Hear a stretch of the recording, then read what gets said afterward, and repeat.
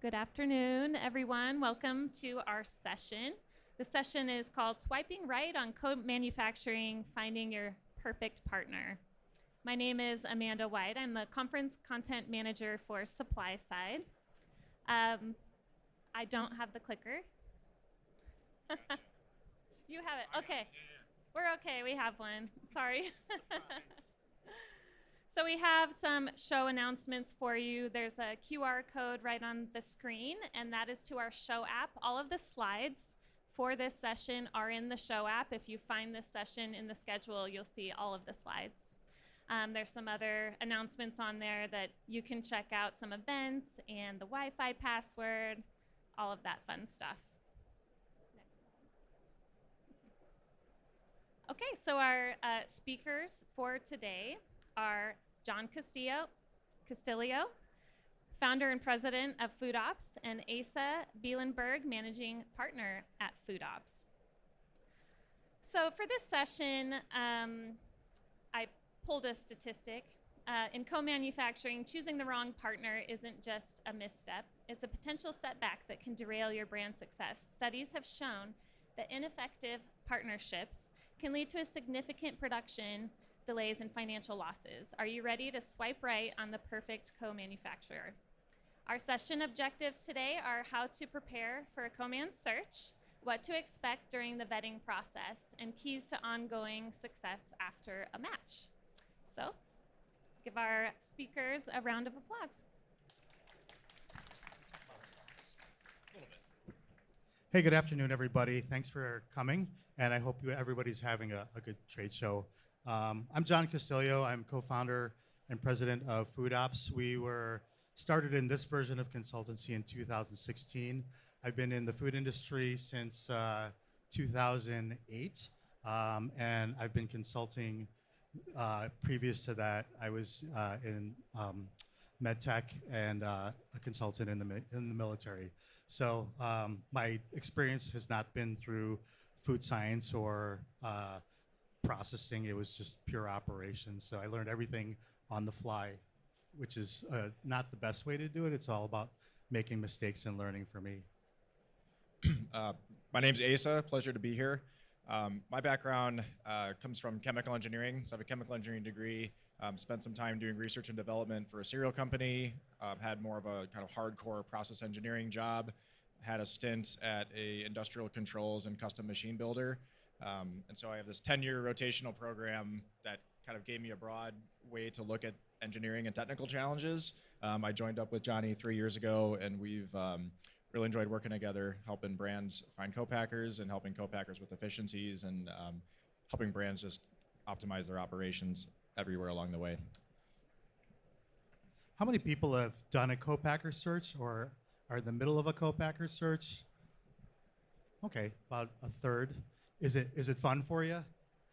A lot of no's. Yeah, it's tough. It's really tough, and we'll talk a little bit about that. I will say up front, the agenda is really packed for this short session. We gave you much more information than what you're probably going to hear, but we'll cover the highlights. What we wanted you to walk away with was the thought process, and then you can partner with whoever in your ecosphere is operationally there that can help you. We could follow up after this to have some discussion, but we wanted to leave you with the topics that we thought of that were thoughtful around co-packer searches, preparing, and how to be successful there. So next slide, please. Really, preparation is really about knowing yourself. Like, are you ready for the co-packing adventure? Usually when people are looking for a co-packer, they're usually coming to us and saying, I'm really tired of working in the shared kitchen, or I'm burned out, I can't focus on sales, I need to increase productivity. All of those are fairly good reasons, but you have to make sure you have the right reason to partner with a co-packer, and it really is to help you with your growth, your next growth pattern. So again, a lot of things here, focus, time, commitment, and it's not your area of expertise. Most of the brand owners we talk to are either marketing driven or sales driven. Which is great for them, but they don't want to spend the time on the operations side, and that's where the co-packer search can help. And then the second part, really, are you ready for the co-man? So we look at like these attributes for success. Do you understand your velocity? And are you selling? We sort of use this as a measuring stick.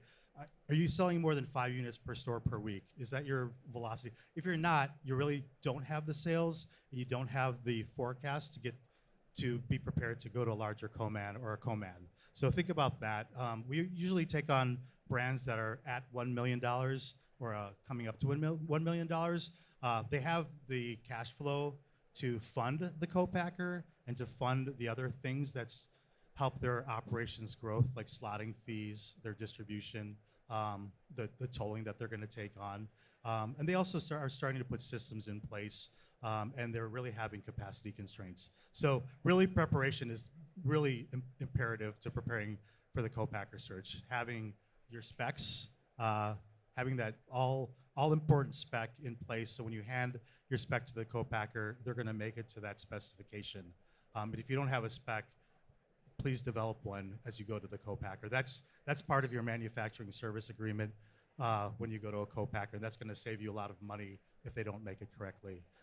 Also having your ingredients, supplier approval, ensuring that you're not getting it from Costco. You find a reputable vendor and you have a supplier approval program in place as you hand that off to the co-packer. You want to understand your certifications, obviously, and again, like I said before, understand the timeline and the cost. And we'll talk a little bit about timeline in the next slide. So this is really about timeliness.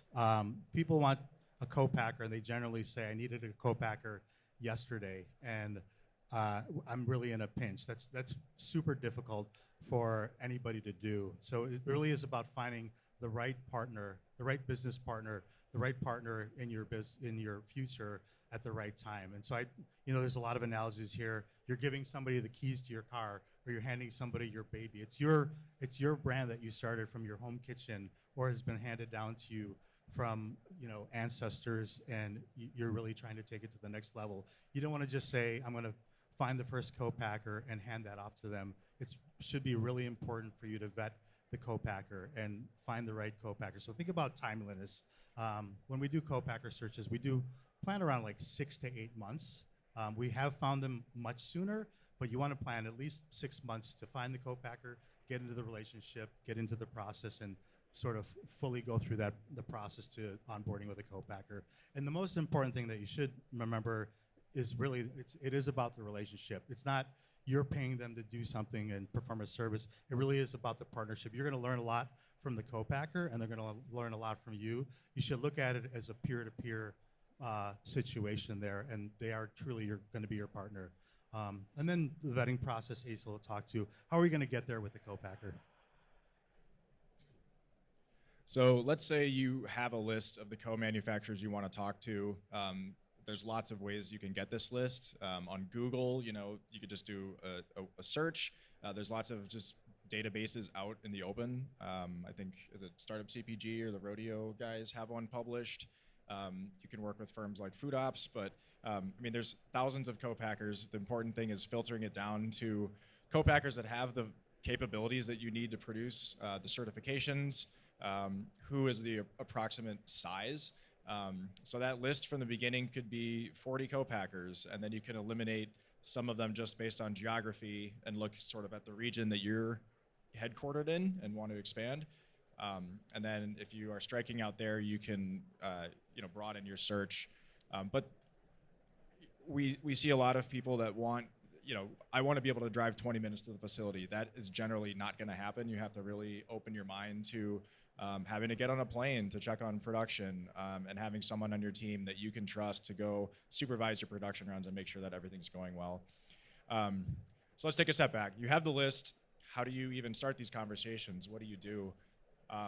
It's about a pitch. I'm sure as a small brand, you've pitched grocers, you've pitched buyers. You know that there's something that you have to understand where they're coming from and what their motivations are. What a co-packer is going to want to know is your forecast and your frequency. How many SKUs, like how complex is this to make? Do I have to get certifications, or do I have to do like allergen cleans afterwards? What is there in your process that I may or may not have, or there's some capital that needs to be put in so I can do this exactly how you want? An example is like a flow wrapper or some specific piece of packaging. It's like, I know I can get you the bulk product, but getting it into your unique package is a challenge for me, and how are we going to solve that? So this can go through their online inquiry form. It's always a little bit better if you have a contact there or can get someone specific to talk to directly, and phone calls. I'll say when I do co-packer searches for clients, my strategy is I treat it like a career fair at a university where I have, okay, I want to talk to these 15 companies. I really want these 4, but I don't want to approach them first because I'm not going to be polished. You know, I'm going to talk to maybe these 2 where I'm just going to see how this goes and get my jitters out so I can be on a roll and kind of be at my best when I'm talking to these ones that I feel like I have a better shot with. So that's the strategy I use when I'm working on clients for this. I think it helps a lot. And you learn within 5 minutes what their expectations are as a co-packer and kind of how you need to tell your story, and maybe you change your pitch the next time a little bit.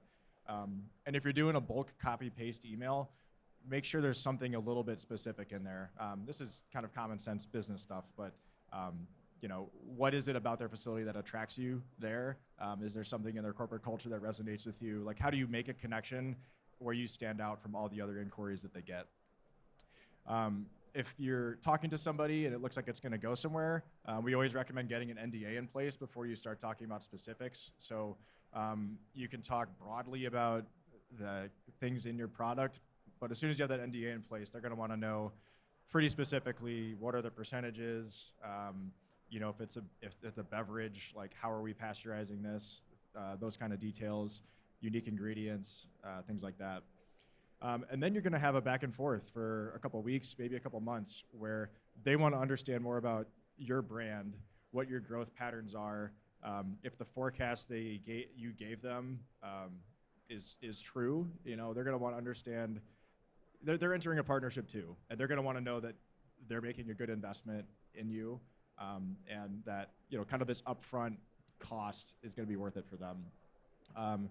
At this point, you might be talking to like a commercialization specialist or a onboarding manager or something. Sometimes these co-packers have roles devoted to getting this information from somebody, and they're going to want things that Johnny talked about. So they're going to want your specs, you're going to want your tie-high, who are you getting your ingredients from? Okay, we need 45 documents that shows all of their certifications to know that they're going to be accepted in our program, especially if they're GMP or some other third-party certified. So this dance takes a while. If there's capital that needs to be invested in, maybe you're purchasing this equipment that's going to live there, and then if another client wants to use it, they can lease it out to them. Other times you want it exclusively. Other times they're willing to make the investment because they've been wanting to a long time, and you're the excuse that they can finally go get approval from their boss. So this goes back and forth until you're down to, you know, 1 or 2 co-packers, and from there you want to get to a scale-up run. So you're really coordinating, what does this production run look like? You know, whether you're doing 500 pounds, 5,000 pounds. This is where you get to go to their facility, watch it be made. They get to make it, see if they have any like apprehensions on taking on a larger contract with you. And, you know, coming out of that production run, you're going to sit down and kind of talk about what went well. Were these things that could or could not be overcome? Because a lot of times you just need repetition to get good. And so it's probably not going to go perfectly when you have this trial run, but if they see a path to being really productive making your product, then that's really a good sign, and you can go forward from there. Am I missing anything on the vetting? Now, there's a lot more to this. Please look at the notes there. If you can go back one. Yeah, really, when you get with the co-packer and you start the relationship, send product to them so they can evaluate it. The next step is the benchtop. They'll have their developer make it with their materials and their equipment at a benchtop level, and then they evaluate how they could scale it up. So that's an important part of the vetting process. And again, the goal really is to scale it up so you can do full manufacturing, and they can understand the throughput with their equipment and your process and your ingredients, so they can properly cost it out and provide you the tolling. So good lead in for me.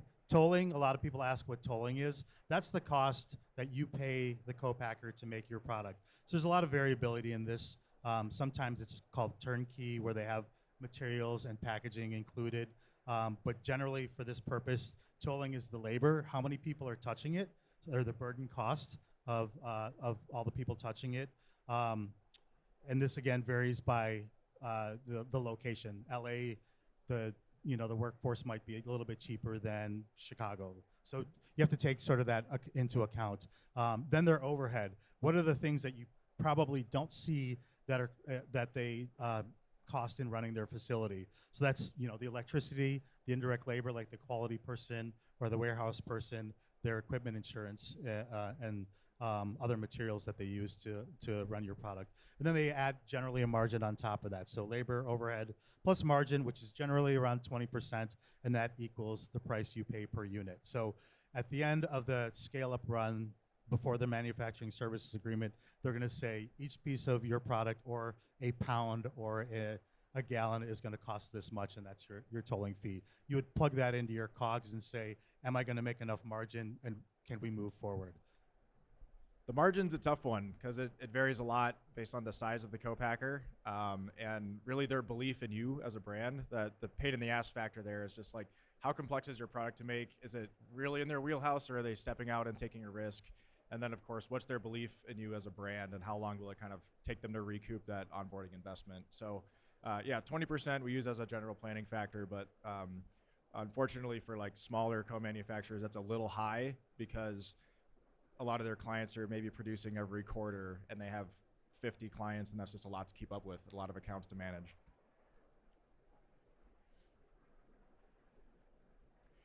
So once you're commercialized, there's still a lot of maintenance that needs to go on at the co-packer. One thing to talk about in the stepping back to like what's the trial cost, and how does that work? A consumable scale up versus a saleable product. Generally everything you make at a co-packer is going to be safe for consumption. Like when you're doing that test, you want to make sure that the product's within spec and everyone can eat it. If you can, you want to see if you can get a saleable product where you're actually shipping your packaging. They're producing it just like it's a standard GMP production run. It's just on a smaller scale. And that way you could actually like have that product to sell and put it in the market. So it's all date coded, all that kind of stuff. You also want to get an MSA in place. This is a manufacturer service agreement. Sometimes this will take place before the production run. Generally, it's after a few production runs where they really see, what does this look like at steady state? We've ironed out all the kinks. We understand what that margin needs to be and what our true costs are to run this. Here's our tolling price. So you'll generally get like, here's a range we can expect. That's enough to kind of plan around what your COGS are going to be. And then as you get into the relationship and have some production under your belt, that's when that gets formalized. And then just have a plan for your team to be in constant contact with the co-packer. Getting inventory reports from co-packers is like the bane of our existence as operators. It's so hard to get. And so like in that vetting process, understand who you're going to be communicating with. Like, okay, if I'm done with this commercialization person, are you going to hand me off to another person? Like, when does that handoff take place? Am I talking to a separate warehouse person to get that information? Like, we have clients where we're working with like a warehouse person that does packaging, another person that does ingredients, another person that does like logistics. It's like a whole team of people that have to be CC'd on every email. So just know who those people are and who on your team is going to be interfacing with them, so you can be efficient in those conversations. After you get to the commercialization, really they're going to look for you to deliver that first PO for production. That's their guarantee that they're going to get paid, and that's where they try and sort of suck you in to production. So just think about everything before you submit that PO and you're committing to that co-packer. Generally, the co-packer will want like 50% down because you don't have established terms of credit with them, or they'll make you pay in full. So just make sure you consider your cash flow there as well. Then reporting, how are they reporting to you? Like Asa said, after production, are they getting their production runs 30 days out for you and not changing them like within 2 weeks, which is gonna really ruin your supply chain or set you back, and you might miss a delivery at a grocery chain. So really consider that with your co-packer. How good are they at meeting their on-time production schedule? And then other things, production reports, those are the things we sort of chase down for clients. Make sure we can get production reports so you have data to say if it was made out of spec, you can review their production reports or have accessibility to review production reports. War story here. we had a cookie manufacturer. They made it, and it was out of spec. It started molding within 60 days. I looked at the production record, and one of the ingredients was going out of their year inventory date or use by date by 8 days, and they didn't look at that when they went into production. So of course it's gonna, it's not gonna be a good product. So I went back to the co-packer and said, you didn't review your documentation, before you produce. And they said, yeah, we did. And I showed them their production records because we had accessibility to their production records. So make sure you have access to that. And again, it goes back to the previous slide where I said you guys are partners. So make sure you've established that relationship where they have open trust to show you the documentation. And I always ask for quality reports, inventory, any corrective and preventative action. Like, did they have a recall? Did they have a withdrawal? What did they do? So if they identified an issue, it's really about what they did to make sure it doesn't happen again. And then again, have an ongoing dialogue and discussion. We like to establish bi-weekly or monthly meetings with our co-packer to make sure, one, we're relevant and in front of them, because sometimes as a small entrepreneur, you're the smallest fish in the big pond, and you want to be relevant. So calling them and establishing that relationship and having these meetings to say, hey, how are we doing? When's our production? Can we review the records? And then after a certain number of production runs, you can maybe start to think about cost reduction methods with the co-packer. I'm not going to bore you with the MSA must-haves. Those are sort of this is really what you should have. There's a lot of things in the MSA, but make sure you, first of all, have your spec. That's going to save you from the co-packer not producing your product correctly. So if they're producing it within spec, you should really never have an issue. If you do have a product issue in the field, you can go back to the specification and say you were supposed to make it that way. And then there's all these other things in there. Make sure you have all those, or the majority of those things in there. We're also not lawyers. This is just sort of from our experience and best practice. And we've seen some stuff. So these are the things that you would want to succeed. Yeah, one thing, the bottom left there, you should own your formula. If the co-packer develops your formulation, say, I'm going to pay for it. So then you could, if you get upset with your co-packer, if there's an issue with your co-packer, you can take that formulation and go find a new co-packer. If they developed it for you and you didn't pay them, they own that formula, and you will never see that formula, and then you'll be stuck with having to reformulate it and pay somebody to reformulate it again to take to the next co-packer. So the three things that I say don't walk away and forget: NDA, product spec, and ensure that you own your formula. So just to wrap up here, the key takeaways from this you should have are be prepared. Like, you only get one shot at a first impression, and so sometimes in that first conversation they're going to ask you a ton of questions, and that's your chance to show you are a brand, you know how this game works, and you can play along with them and how they roll. The second one is that a co-man's effectively another partner in your business, and you should treat it like that. Don't rush into the search, as Johnny mentioned, and make sure you're asking the hard questions up front to just ensure that this is going to go smoothly. And then one big thing is just be there. Shake hands with people, see how they're running on the floor, and how they're doing things, and whether this is you or this is someone on your team. Or someone you're contracting out. It's really important to have an owner's rep there, especially at the initial stages, to just sign off on, like, yeah, this is what we agreed to make, and give them that peace of mind. Yeah, like I said before, it's your baby. You don't want to give the baby to the babysitter and not look at the house, So just think about that. Be on site. Try and be on site. If you can't be on site, have some sort of representation. I mean, we've even gone so far as to have Google a Google video call while they're in production, and somebody's walking around the plant with a computer so we can see things. So try and be creative, try and work within your budgets, obviously, and have some representation and some level of expertise that is at the co-packer to make sure you've got the back end of the vetting process. Have fun too. I mean, it's tough stuff, so enjoy the journey. I think we're open for questions here. If you are looking for a co-packer, there's a cool little booth down in the middle. There's a huge exit sign along the back wall there.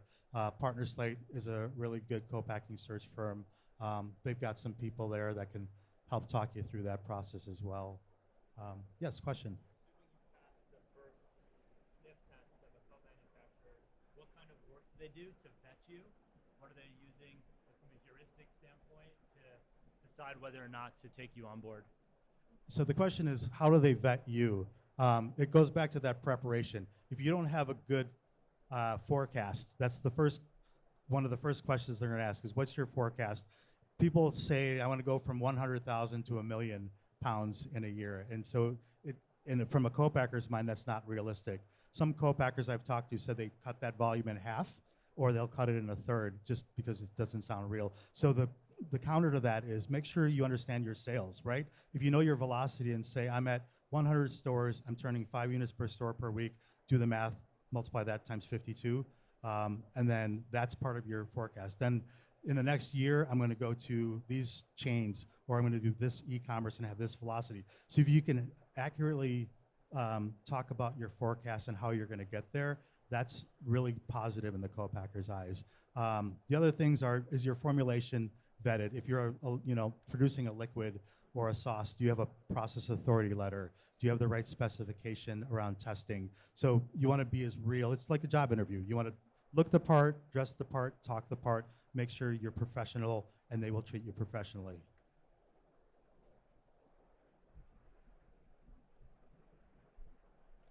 From the brand side, any tips on the MSA agreement and what we should be making sure we have on that?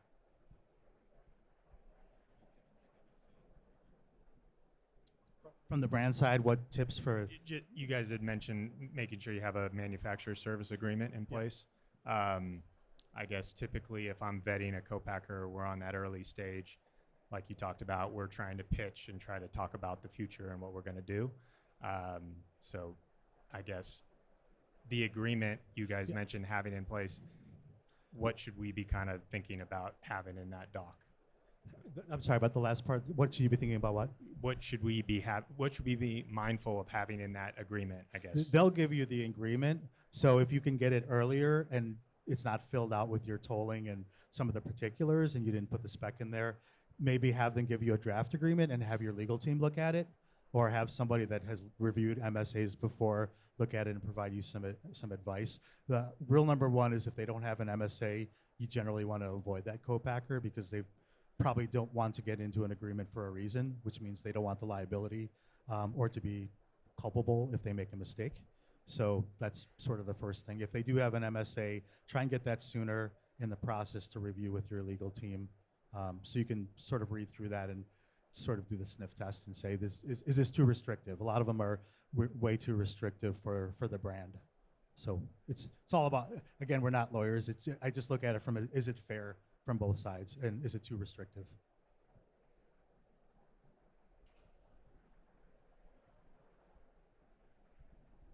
Hi, thank you for the presentation. I'm Rafael from Growenco. We also have a co-manufacturing sourcing platform, so if you guys need it. But the question is around MOQ. So we see especially smaller brands struggling a lot to find co-manufacturers that can meet their MOQs. Do you have like any workaround for that, either on how to find co-manufacturers for smaller MOQs or any type of negotiation hint in this sense? No, that's a great question, and that is probably the number one holdup I'd say in the co-packer searches we do is there's not a lot of facilities that have small MOQs that serve the I just need one or two pallets a month or 1 or 2 pallets a quarter. That's a very, very hard scale to find. I would say expanding your geography so that you're not looking regionally. You're taking the entire country into account because this is such a rare asset to have. And it was interesting. I almost went the other way. I was doing a co-packer search for someone, and I talked to this huge company. They have 100 or 1.5 million square feet of manufacturing space for a really small brand, and they're like, yeah, I think we can do that. And they just use their pilot kitchen. It's that equipment is so small that it's the equipment that works for small brands sometimes. So it's kind of funny to see that go full circle. again, it goes part back to, are you dressed and ready for the job interview? If you can approach the co-packer and sell yourself and say, hey, we do have sales, we're gonna have sales, you might be able to talk them into lower MOQs. So it's about selling the dream and making it feel like you're a real brand that has high attainable aspirations. Don't sell them air. Don't say you're gonna go from 100,000 to 1 million unless you really can do that. But really just be honest and say, I know we're a little bit low. Can you provide us some help here? And just appeal to them. If they want to be a partner, they'll be a partner. If not, then you're going to have to find somebody else. Okay, you guys, we're out of time, and hopefully Asa and John can stick around for a few minutes Absolutely. and answer any remaining questions. I also wanted to point out that we have Supply Side Fresh in the house. There's a table over there. This is a new education program through Supply Side, and Sonia is our representative over there. This is a program that helps newcomers fast track onboarding, navigate industry pain points, and build community. So go check them out before you leave, and thank you all for coming.